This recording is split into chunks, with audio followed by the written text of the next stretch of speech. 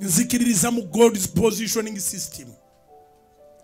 Waliwo lemufuna emitawaana naye nga Mukama alina gw'ayagala okupositioninga. Wangi waliwo lwabawo emitawaana naye nga God is after someone ayagala kupositioninga muntu. Era nga ne Esther gwe twogerako Katonda bwe yali agenda kusimba Esther kyatwala muka kabaka kufa onaafuuke muka kabaka. Yajema Esther sura 1 sura 2 ojja kukisula ndi kabaka Akaswero yali yajjuza dde yali mufumbo n'ayita mukazi we Vasuti ajja abuuze kuba amasaza. Mukazi n'aga nti ali busy. Abamasaza ne muga nti ali what? Be what? Busy? Busy on a king? Bwe mutwe bumbeera mu nnyumba yammwe. Ne bamugamba tetusobola kukkiriza kuba n'oyo mukazi mulamu kubanga eri gy'aga nti ali busy atudde ne bakazi baffe. Bakazi b'abamasaza bonna yabakolamu ekibiina ky'abakyala. Ne bagamba ekyo kyakoze bano kye bagenda okukoppa. Tuddayo ne bakazi baffe nga bategedde nti ettumba ligololwa.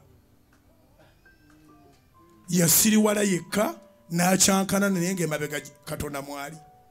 Kubanga bwe yafa kabaka n'alyoka alangirira nti ayagala kati omukyalo ow'okuwasa. Awo atalina kitaawe na nnyina nga n'eggwanga si wa ggwanga lyabwe waafuukira kaddulubaali. Teweraliikiryanga nti Mukama ananteekawa wali abateekwa okufa. Kubira Mukama engalo ez'amaanyi oba amagezi gazze. Bwe mba ku kituuti kuno tolowooza nti ndi mu kuseka. Siri mu kusaaga kiŋambire neiba nti teweraliikiriranga nti Mukama ananteekawa nga wonna wajjudde. Wonna wajjudde naye ekibuuzo bonna batya Mukama?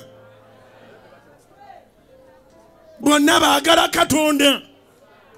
Bonna bamugondera. Bonna bamusinza. Bonna bawa ekimu ky'ekkumi. Bonna bawayo ekiweebwayo. Bonna bafukaamirya Katonda. Eri ali mu bintu nga birungi naye nga asinza lubaale.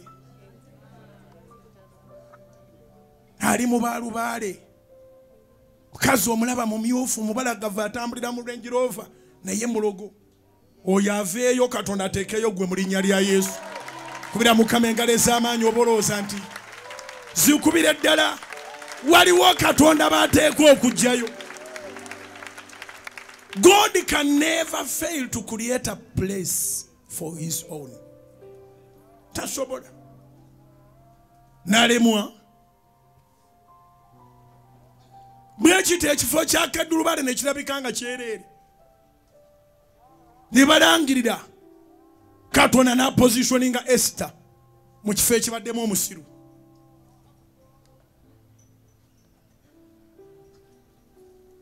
Era bw'obanga mu kifo kimanye nga nti bw'oba oli mukazi si gwasinga obulungi.